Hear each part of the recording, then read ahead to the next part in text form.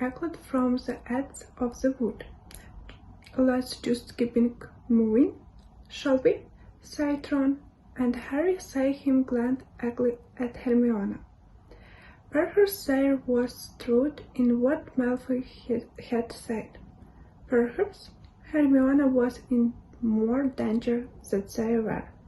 They set off again. Harry still searching his pockets, and when thought he knows his wand wasn't there. They followed the dark path deeper into the wood, still keeping an eye out for Fred, George, and Ginny. They passed a group of goblins who were suckling over a sack of gold they had on a doublet, one beating on the mat, and who seemed quite opportuned by the drought on the campus. Further still along the path, they walked in a patch of silvery light, and when they looked toward and three, they saw their tall and beautiful Viva standing in a gliding, surrounded by a catch of young wizards, a lot of who were talking very loudly.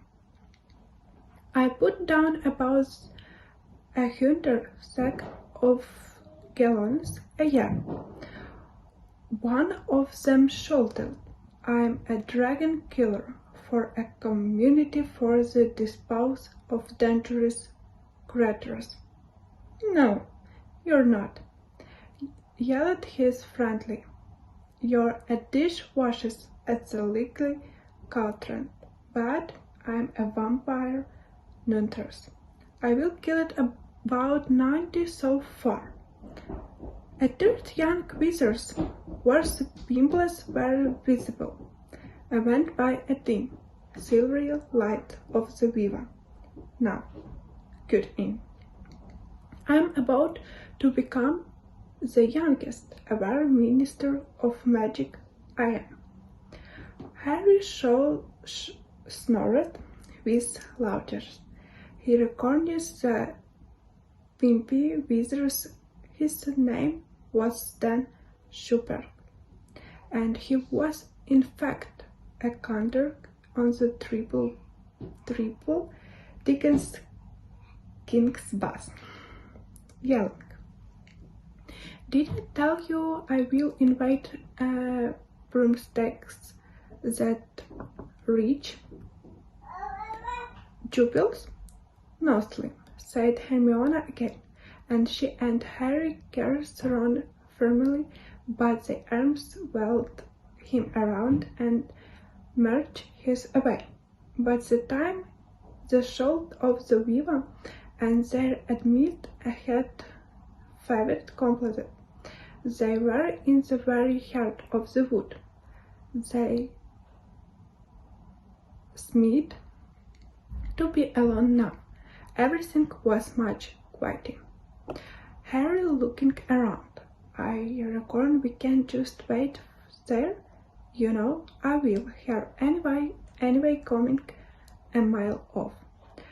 The words were hardly out of the mouths when Ludley Bencomb emerged from behind a tree right ahead of them, and by the feet light of the two went. Harry could see that a great change had come over Bench. He no longer looked about and rosy face.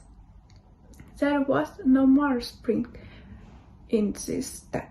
He looked very white and strange. "What's this?" he said, blinking down at them, trying to make out their face. "What are you doing in here? All alone?" They looked at each other, surprised. "Well, there's sort of road going on," said Ron. Badgement stared at him. "What, on the campus? Some people have got hold of family of muggles." Badgement shove Watley. "Damn Sam," he said, looking quite distraught, and without another word, he disaster with a small pop. "Not actually on top of things, Mr. Peckham, is he?" said Hermione, frowning. "He was a great Peter Soldier," said Ron, leading the way of the path into a small clearing and setting down of the patch of dry grass of the foot on the stream. The wind brought webs on the light. 3 times in a row while he was with them. He took his small figure of crumb out of his pocket, sit it down on the ground, and watched it walk around. Like the real crumb, the model was slightly dark-footed and round-shouldered, much less impressive on his plate than on his broomstick. Harry was listening for noise from the campsite. Everything seemed much quieter palace. The right was Ivor. "I hope the others are okay," sighed Hermione after a while. "They will be fine," sighed Ron. "Imagine if your dad catches Louis and Malfoy," sighed Harry, sitting down next to Ron and watching the small figure of Crumb slouching over the fumed leaves. "He's always say he'd like to get something on him." That it was the smack of old Draco's face. "All right," sighed Ron. "These poor Muggles, they," cried Hermione nervously. "What if the cat gets them down?" "They will," sighed Ron, reassuringly. "They'll find a way." Marta sought to do something like that when the Howler Minister of Magic out here tonight, sighed Hermione. "Ellen, how do they expect to get away with it? Do you think they've been drinking, or are they just—" But she breaked off abruptly and looked over her shoulder. Harry and Ron looked quickly around too. It sounded as though someone was struggling toward the cleaning. They waited, listening to the sounds of the universe steps behind the dark trees. But the footsteps came to a sudden halt. "Hello," called Harry. There was silence. Harry got to his feet and neared around the tree. It was too dark to see very far, but he could sense somebody standing just beyond the region of his vision. "He's there," he sighed, and then, without warning, the silence was rent by a voice unlike any they had heard in the wood, and it not a punctured shout, but what sounded like a spell. "Mus Mudra." And something was green and glittering erupted from the patch of dustness Harry's eyes had been struggling to penetrate. It flew up over here, treetop, and into the school. "What's the—" gasped Ron, as he sprang to his feet, aware staring up the thing that had enabled. For a split second, Harry thought it was another leprechaun formation. Then he realized that it was a colossal skull comprised of what looked like smashed stars with a separate choosing form. Its mouth like a time. As they watched it rise higher and higher, blazing in a haze of greenish smoke, edged against the black sky like a new constellation. Suddenly the wood all around them erupted with screams. Harry didn't understand why, but the only possible cause was the sudden appearance of the skull, which had no reason hype enough to illuminate the entire wood like some ghostly neon sign. He scanned the darkness for the person he had conjured the skull, but couldn't see anyone. He's there, he called again.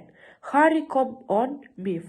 Hemingway had seized the collar of his jacket, was tugging him backward.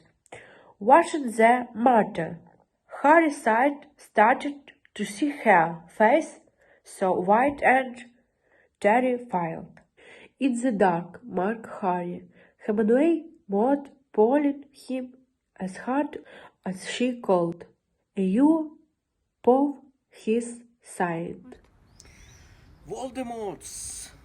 Harry, come on! Harry turned. Ron was hurriedly scooping up his miniature crumb. The three of them started across the clearing, but before they had taken more than a few hurried steps, a series of popping noises announced the arrival of 20 wizards appearing from thin air surrounding them. Harry whirled around, and in a split second he registered one fact. Each of the wizards had his wands out, and every wand was pointed right at himself, Ron and Hermione. Without pausing to think, he yelled, "Duck!" He seized the other two and pulled them down onto the ground. "Stupefy!" roared 20 voices. There was a blinding series of flashes, and Harry felt the hair of his head ripple as though a powerful wind had swept the clearing. Raising his head a fraction of an inch, he saw jets of fiery red light flying over them from the wizards' wands, crossing each other, bouncing off tree trunks, rebounding into the darkness. "Stop!" yelled a voice he recognized. "Stop! That's my son!" Harry's hair stopped blowing about. He raised his head a little higher. The wizards in front of him had lowered his wand. He rolled over and saw Mr. Weasley striding towards them, looking terrified. "Ron! Harry!" His voice sounded shaky. "Hermione, are you all right?" Out of the way, Arthur said a cold, curled voice. It was Mr. Crouch. He and the other Ministry wizards were closing in on them. Harry got to his feet to face them. Mr. Crouch's face was taut with rage. "Which of you did it?" He snapped, his sharp eyes darting between them. "Which of you conjured the dark mark?" "We didn't do that," said Harry, gesturing up the skull. "We didn't do anything," said Ron, who was rubbing his elbow and looking indignantly at his father. "What did you want to attack us for?" "Do not lie, sir," shouted Mr. Crouch. His wand was still pointed directly at Ron, and his eyes were popping. He looked slightly mad. "You have been discovered at the scene of the crime." "Barty," whispered a witch in a long woolen dress and gown. "They are kids, Barty. They never had been able to—" "Where did the mark come from? You three," said Mr. Weasley quickly. "Over there," said Hermione, shakily pointed at the place where they had heard the voice. There was someone behind the trees. They shouted words and incantation. "Oh, stood over there, did they?" said Mr. Crouch, turning his popping eyes on Hermione now. Disbelief etches over his face. "Said an incantation, did they? You seem very well informed about how that mark is summoned, Missy." But none of the Ministry wizards, apart from Mr. Crouch, seemed to think it remotely likely that Harry, Ron, and Hermione had conjured the skull. On the contrary, at Hermione's words, they had raised all their wands again and were pointed in the direction she had indicated indicated, squinting through the dark trees. "We are too late," said the witch in the woolen dressing gown, shaking her head. "They'll have disapparated." "I don't think so," said a wizard with a scrubby brown beard. "It was Amos Diggory," said its father. "Our stunners went right through those trees. There's a good chance we got them."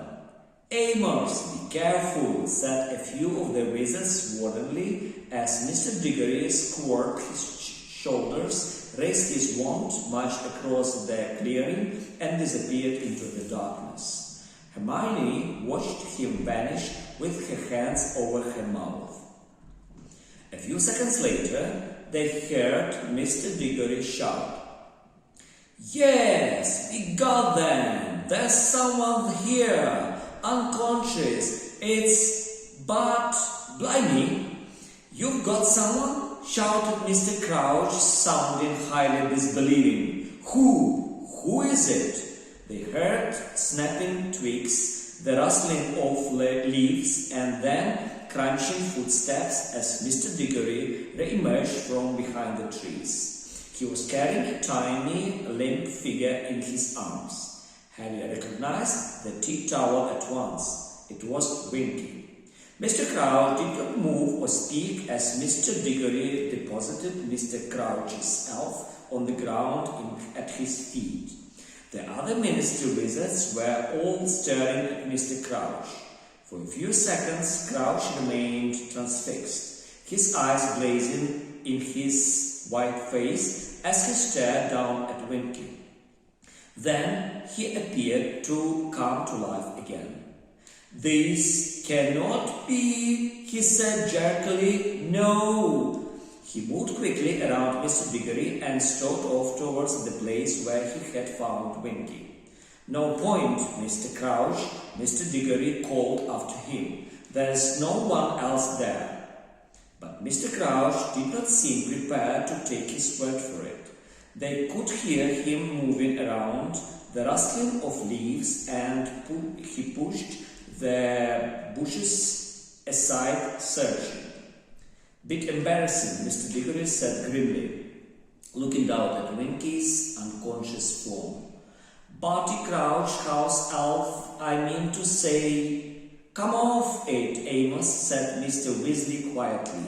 "You don't seriously think it was the elf? The dark mark's a wizard sign. It requires a wand." "Yes," said Mr. Diggory, "and she had a wand." "What?" said Mr. Weasley. "Here, look." Mr. Diggory held up a wand and showed it to Mr. Weasley. Had it in her hand. "So that's clause 3 of the coat of wand used, broken for a start. No non-human creature is permitted to carry or use a wand." Just then there was another pop, and Ludo Bagman apparated right next to Mr. Weasley. Looking breathless and disorientated, he spun on his spot, goggling upwards at the emerald green skull. "The dark mark," he panted, almost tramping Winky as he turned inquiringly to his colleagues. "Who did it? Did you get them? Barty, what's going on?" Mr. Crouch had turned empty-handed. His face was still ghostly white, and his hand and his toothbrush moustache were both twitching. "Where have you been, Barty?" said Bagman. "Why weren't you at the match? Your elf was saving you a seat, too." Gulping gargoyles, Bagman had just noticed Winky lying at his feet. "What happened to her?" "I have been busy, Ludo," said Mr. Crouch, still talking at the same jerky fashion, barely moving his lips, "and my elf has been stunned." "Stunned? By your lord, you mean by why?" Comprehension dawned suddenly on Bagman's round, shiny face. He looked up at the skull, down at Winky, and then at Mr. Crouch. No, he said, Winky, conjure the dark mark. She wouldn't know how. She need a wand for a start.